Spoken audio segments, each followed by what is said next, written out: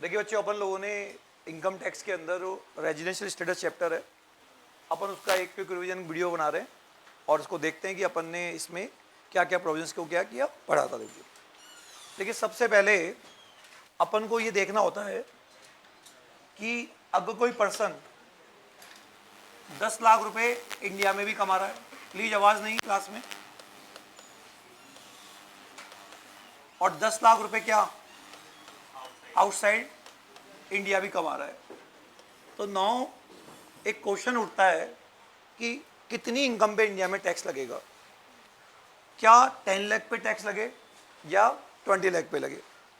इस चीज का जवाब आपको सेक्शन कौन देगा? 5। इसको बोलते हैं क्या? स्कोप ऑफ क्या? Total income. Scope of total income. Scope of total income ही इस बात का जवाब देगा कि आप 10 लाख रुपए पे टैक्स देंगे या 20 लाख। तो हम सेक्शन 5 के पास गए कि सेक्शन 5 मुझे इस बात का जवाब दो कि इंडिया में कितने पे लगेगा और बाहर कितने पे लगेगा, या टोटल इंडिया में कितने लगेगा, हमको बाहर से कोई मतलब नहीं है। तो सेक्शन 5 बोलता है कि मैं नहीं बताऊंगा, पहले आप मुझे बताओ आपका इंडिया में स्टेटस क्या है, दूसरा बताओ कि आपको इनकम कहाँ रिसीव्ड हुई है, और तीसरा बताओ कि आपको इनकम कहाँ अक्रूड हुई है। जब तक आप मुझे ये 3 चीज़ों का जवाब नहीं दोगे तो मैं आपके क्वेश्चन का जवाब नहीं दे सकता। तो हमारा क्वेश्चन ये था कि हमने 10 लाख इंडिया में भी कमाए और 10 लाख अमेरिका में भी कमाए, हम इंडिया में कितने पे टैक्स देंगे, इस बात के लिए हम सेक्शन 5 के पास गए और सेक्शन 5 ने कह दिया कि मैं तभी बता पाऊंगा जब आप मुझे 3 बातें बताएंगे कि आपका इंडिया में स्टेटस क्या है, आपको रिसीव कहाँ हुआ और अक्रूड कहाँ हुआ। मैंने कहा ये क्या होता है? तो बोला स्टेटस क्या होता है? बोला जाके सेक्शन 6 से मिल लेना। बोला रिसीव क्या होता है? सेक्शन 7 से मिल लेना। और अक्रूड क्या होता है? सेक्शन 9 से मिल लेना। 6, 7, 9 तुमको बताएंगे, और फिर जब आपको ये तीनों चीज़ें पता चल जाए ना, फिर मेरे पास आना। तो सबसे पहले हमको देखना पड़ेगा रेजिडेंशियल स्टेटस क्या होता है। तो हर पर्सन इनकम टैक्स में आपको पता है individual, HUF, company, AOP, BY, बहुत सारे पर्सन होते हैं। हर पर्सन का स्टेटस निकालने का सेक्शन क्या है? अलग अलग है। इंडिविजुअल का सेक्शन 6(1) है, एचयूएफ का सेक्शन कौन सा है? 6(2) है, कंपनी का सेक्शन कौन सा है? 6(3) है, और जो भी बच गए उनका सेक्शन कौन सा है? 6(4).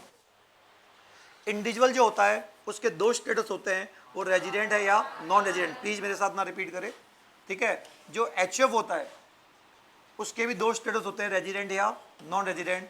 और कंपनी होता है उसके भी 2 स्टेटस होते हैं, रेजिडेंट या नॉन रेजिडेंट। और जो बाकी बच गए उनके भी 2 स्टेटस है, रेजिडेंट और नॉन रेजिडेंट। इंडिविजुअल के लिए आपको 6(1) देखना पड़ेगा, 6(2) देखना पड़ेगा, 6(3) देखना पड़ेगा, और क्या 6(4) देखना पड़ेगा, ठीक है।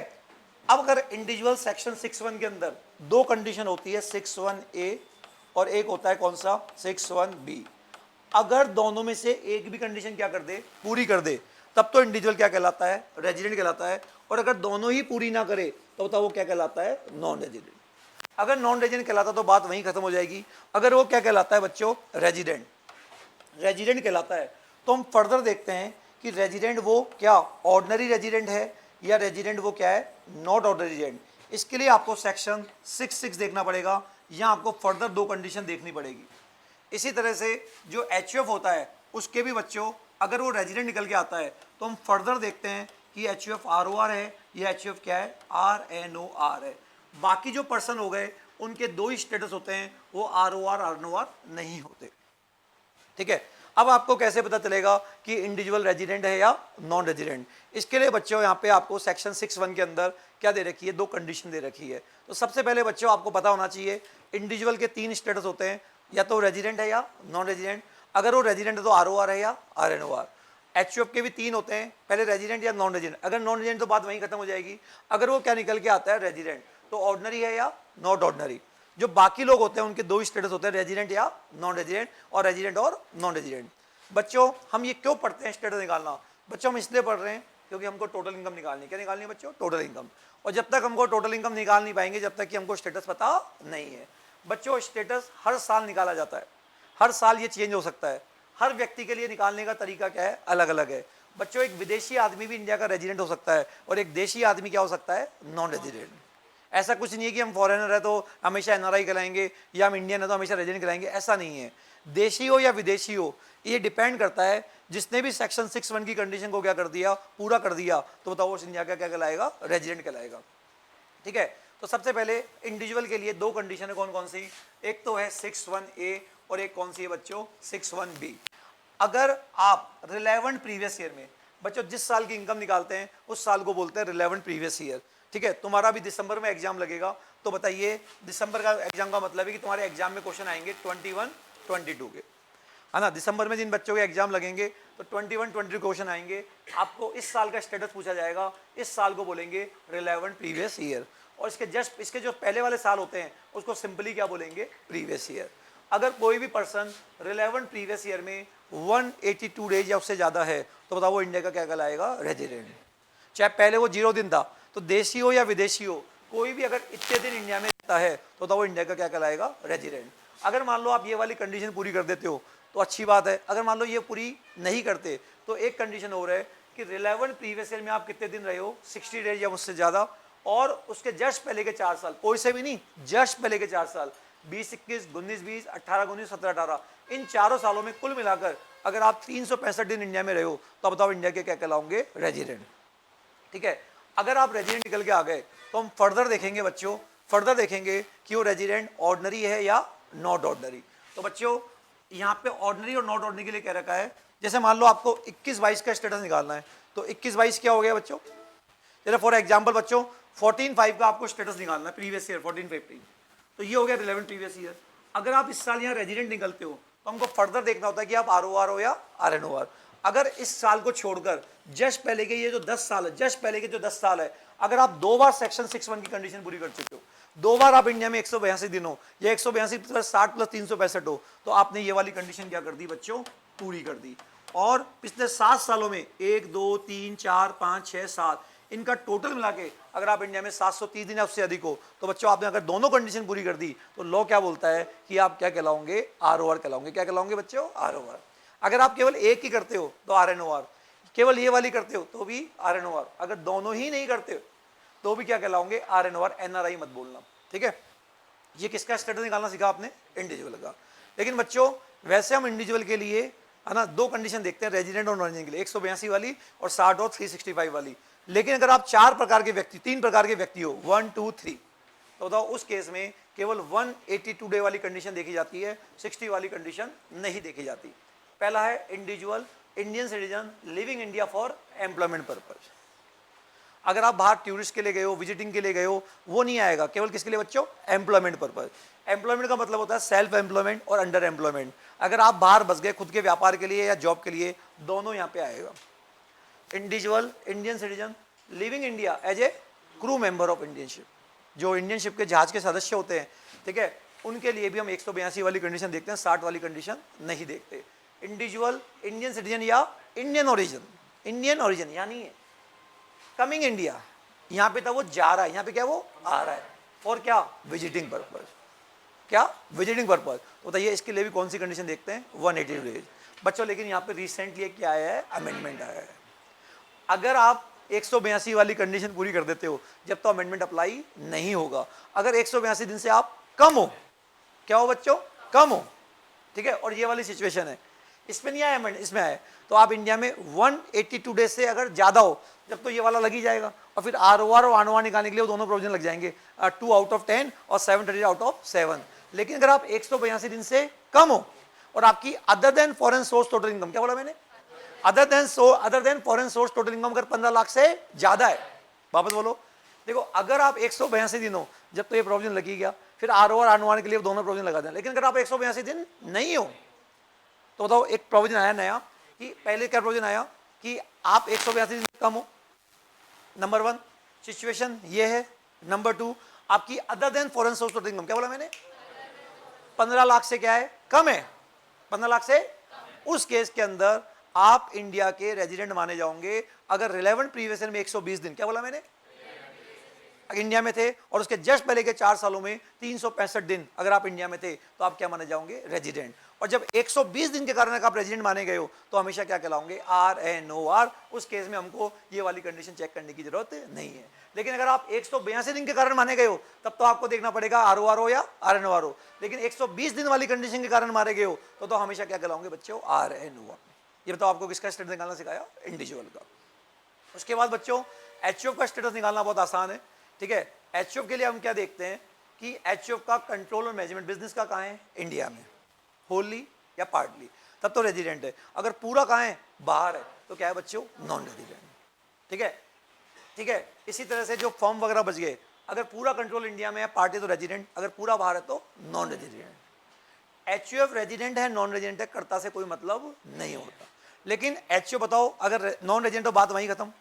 लेकिन अगर एचयूएफ क्या निकल के आती है, रेजिडेंट, तो फिर उसका कर्ता बहुत इंपॉर्टेंट हो जाता है। अगर कर्ता, उसका कर्ता हेड ऑफ द फैमिली पिछले 10 सालों में 2 बार रेजिडेंट था इंडिया का, 182 वाली कंडीशन के हिसाब से, 60 वाली कंडीशन के हिसाब से, और पिछले 7 सालों में 730 दिन कहाँ था, इंडिया में, तो बताओ एचयूएफ क्या कहलाएगा, आरओआर। तो हमने क्या बोला कि हमने इंपॉर्टेंट बात क्या बोली, एचयूएफ रेजिडेंट है नॉन रेजिडेंट है, कर्ता से कोई मतलब नहीं है। बट एचयूएफ आरओआर है या आरएनओआर है, उस टाइम आपको कर्ता से क्या होता है बच्चों, मतलब होता है। इनके मैंने आपको वो अमित वाला एक एग्जाम्पल भी करवाया था, आपको ध्यान होगा यहाँ पे। बच्चों इंडियन कंपनी हमेशा क्या होती है, रेजिडेंट। इंडियन कंपनी हमेशा रेजिडेंट होती है, चाहे कंट्रोल पूरा का पूरा क्या हो, बाहर हो। फॉरेन कंपनी इंडिया की रेजिडेंट तब होती है जब उसका इफेक्टिव प्लेस ऑफ मैनेजमेंट कहाँ हो, इंडिया में। इफेक्टिव प्लेस ऑफ मैनेजमेंट का मतलब होता है जहाँ पर सब्सटेंशियल क्या लिए जाते हैं, डिसीजंस लिए जाते हैं। तो बताओ हमने आपको क्या निकालना बताया, स्टेटस। अब हमने बताओ इंडिविजुअल के कितने स्टेटस होते हैं, 3। कौन कौन से, आरओआर, आरएनओआर, एनआरआई। एचयूएफ के 3, आरओआर, आरएनओआर, एनआरआई, और बाकियों के 2, रेजिडेंट और नॉन। तो एक तो बच्चों आपको एग्जाम में स्टेटस निकालने वाला क्वेश्चन आएगा। अब हमने स्टेटस निकाल लिया, हम वापस किसके पास जाते हैं, किसके पास जाते हैं, सेक्शन क्या, 5। सेक्शन 5 बोलता है कि बताओ तुम्हारा स्टेटस क्या है। तो एक आदमी बोलेगा कि मैं आरओआर हूँ, एक बोलता है कि मैं क्या हूँ, आरएनओआर हूँ, और एक बोलता है कि मैं क्या हूँ, एनआरआई हूँ। ठीक है, फिर सेक्शन बोलता है 7 पूछता है, फिर सेक्शन 5 पूछता है बताओ रिसीव कहाँ हुई। रिसीव का मतलब क्या है, एक तो मान लो अमेरिका में रिसीव हुई फिर भेजा, नहीं वो रिसीव नहीं कहलाती। फर्स्ट रिसीव कहाँ होनी चाहिए, इंडिया में। फर्स्ट रिसीव कहाँ होनी चाहिए, इंडिया में होनी चाहिए। कहाँ होनी चाहिए बच्चों, इंडिया में। रेमिटेंस पे टैक्स नहीं लगता। और अक्रूड का मतलब क्या होता है, जहाँ कमाई का क्या है, सोर्स। हालांकि रिसीव की डेफिनेशन सेक्शन 7 देता है और अक्रूड की डेफिनेशन कौन देता है बच्चों, 9। लेकिन फिर भी अगर मैं कॉमन सेंस की बात करूं तो रिसीव का मतलब होता है वो पहला देश जहां पे पैसा रिसीव हुआ है, और अक्रूड का मतलब जहां कमाई का सोर्स है। कमाई का सोर्स मतलब कोई इनकम जो इंडिया में किसी बिजनेस कनेक्शन से कमाई गई है, इंडिया में किसी सोर्स से कमाई गई है, इंडिया में किसी असेट से कमाई गई है, या उस असेट को बेचकर कमाई गई है, और कहाँ थी वो सब, इंडिया में। तो बताओ अक्रूड का मानेंगे इंडिया में। अब बच्चों यहाँ पे सेक्शन 5 क्या बोलता है, तो सेक्शन 5 के बाद जब हम गए तो सेक्शन 5 बोलता है, देखो ऐसा है, अगर आप आरओआर हो, क्या हो बच्चों, आरओआर, वर्ल्ड में कहीं भी कमाओ क्या दोगे, टैक्स। अक्रूड भी बाहर, रिसीव भी बाहर, कंट्रोल भी बाहर। लेकिन अगर आपका इंडिया में स्टेटस क्या है, आरओआर है, आप वर्ल्ड में कहीं भी कमाओ आपको क्या देना पड़ेगा, टैक्स। लेकिन अगर आपका स्टेटस एनआरआई है, क्या बच्चों, एनआरआई, एनआरआई इंडिया में टैक्स तभी देता है जब अक्रूड या रिसीव कहाँ हो, इंडिया में। कंट्रोल चाहे भले ही बाहर हो या इंडिया में, कंट्रोल से कोई मतलब नहीं है। एनआरआई के केस में खुद पे कंट्रोल रखना, कंट्रोल नहीं देखते। तो आरओआर वर्ल्ड में कहीं भी कमाए क्या देगा, टैक्स देगा। एनआरआई कब देगा, जब अक्रूड और रिसीव कहाँ हो रही है बच्चों, इंडिया में। अगर क्वेश्चन में आ जाए कि अक्रूड बाहर, रिसीव बाहर, कंट्रोल इंडिया में, एनआरआई टैक्स नहीं देगा। बट जब आप आरएनओआर होते हो तो सबसे पहले देखो कंट्रोल, अगर कंट्रोल इंडिया में, कंट्रोल कहाँ है, तो वर्ल्ड में कहीं भी कमाए उस इनकम पे क्या देगा, टैक्स। लेकिन अगर कंट्रोल इंडिया में नहीं है तो अक्रूड या रिसीव, क्या बोला मैंने, अक्रूड या रिसीव, दोनों में से जो ज्यादा कहाँ हुआ है, इंडिया, उस पर टैक्स देगा। समझ गए। तो बताइए हम ये कह सकते हैं कि अगर कंट्रोल इंडिया में है तो आरएनओआर आरओआर की तरह हो जाता है, अगर कंट्रोल इंडिया में नहीं है तो आरएनओआर एनआरआई की तरह हो जाता है। ठीक है। कई बार क्वेश्चन में बच्चों आपको कंट्रोल और रिसीव के बारे में नहीं बताएगा, तो जहां अक्रूड होता है वहीं हम कंट्रोल और रिसीव मानेंगे। अच्छा, एक क्वेश्चन ये भी बनता है कि past untaxed profit remitted to current year, क्या बोला मैंने, तो बच्चों इसका जो भी ट्रीटमेंट होता है वो कब हो चुका होगा, पास्ट में चुका होगा। तो बताओ करंट ईयर में कोई भी टैक्स नहीं देगा। आज कमाया और आज भेजा, इसी साल कमाया इसी साल भेजा, उस केस में जो भेजने वाली लाइन होती है ना, आप उसको क्या कर देना, इग्नोर। आपका ध्यान किस पे होना चाहिए, अक्रूड और रिसीव और कंट्रोल। बताओ ये कौन सा बताया, सेक्शन 5। बच्चों ऐसी चीजों पे सेक्शन 5 के ऊपर इस तरह की फॉर्मेटिंग का एक क्वेश्चन आता है, जहां पे आपको इस तरह की फॉर्मेटिंग का एक क्वेश्चन आता है। आपको यहाँ पे वर्किंग नोट वगैरह बनाना चाहिए। आपको मेरी कॉपी में वर्किंग नोट कैसे बनाते हैं वो मैंने बता दिया, क्योंकि बच्चों प्रोविजंस की बहुत क्या होती है, इंपॉर्टेंस होती है, आप कैसे चीज़ों को प्रेजेंट कर रहे हैं। ठीक है। यहाँ ऐसे जब ये क्वेश्चन आता है तो ऐसे नहीं यहाँ कबूतर बना दो, आपको पूरी लाइन लिखनी पड़ेगी और एक एक बताना पड़ेगा आरओआर कितने पे टैक्स देगा, आरएनओआर कितने पे देगा और एनआरआई। बच्चों सबसे ज्यादा टैक्स कौन देता है? आरओआर, क्योंकि वो सबसे ज्यादा इंडिया में रहता है। फिर कौन देता है? आरएनओआर, वो थोड़ा कम रहता है। और सबसे कम कौन देता है? एनआरआई। यहाँ तक की बात क्लियर है? इस तरह के कम से कम अपने 10 क्वेश्चन डिस्कस किए थे, यहाँ तक की बात सबको क्लियर होगी। अच्छा, अब बच्चों रिसीव का मतलब क्या होता है? अगर हम ऐसे फॉर्मेलिटी पूरी करें तो रिसीव का मतलब क्या होता है बच्चों? आपको पता है रिसीव इंडिया में होने से क्या होगा? देखो आरओआर तो वैसे भी टैक्स देगा, ठीक है। आरएनओआर कंट्रोल बाहर, अक्रूड बाहर, पर रिसीव कहाँ है? इंडिया में। Accrued receive which ever is higher देगा, एनआरआई को भी देना पड़ेगा।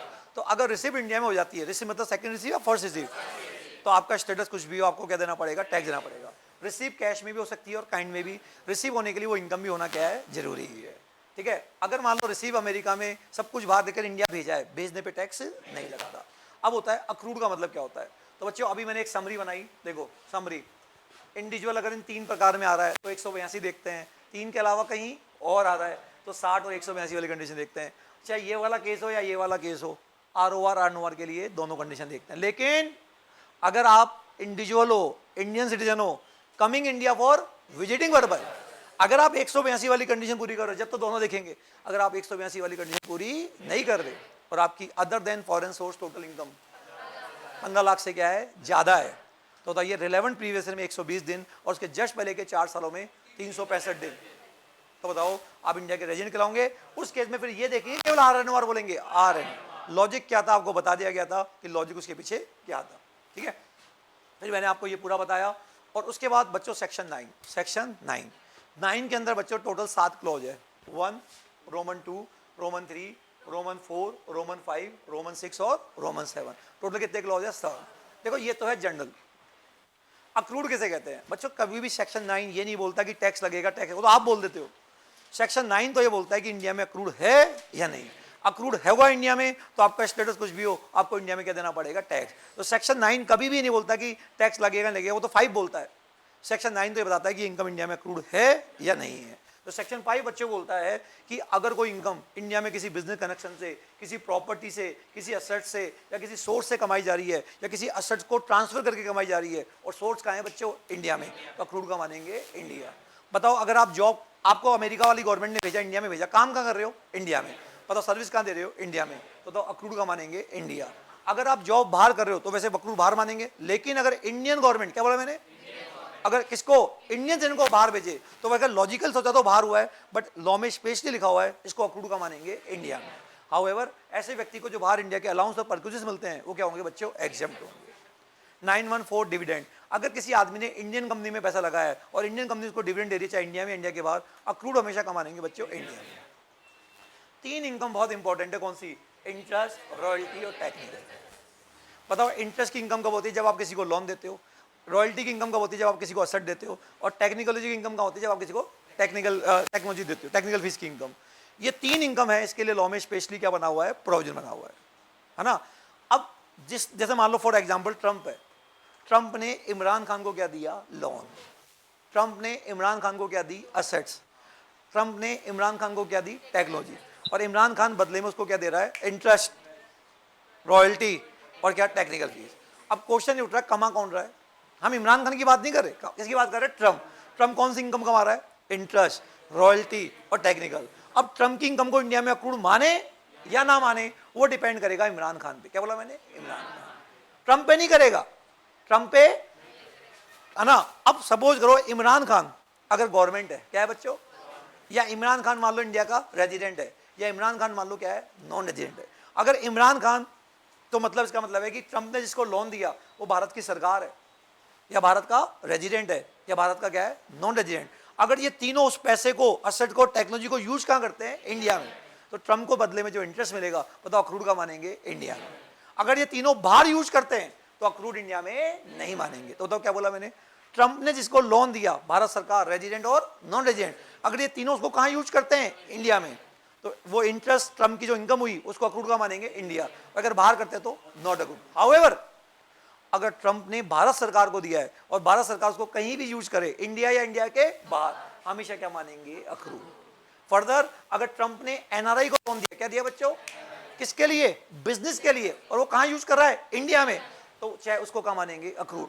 लेकिन ट्रंप ने अगर एनआरआई को लोन दिया, वो यूज कहाँ कर रहा है, इंडिया में, बट अदर देन बिजनेस, तो फिर नॉट अक्रूड। ये दो एक्सेप्शन थे मेरी बात के, आपको ध्यान रखना।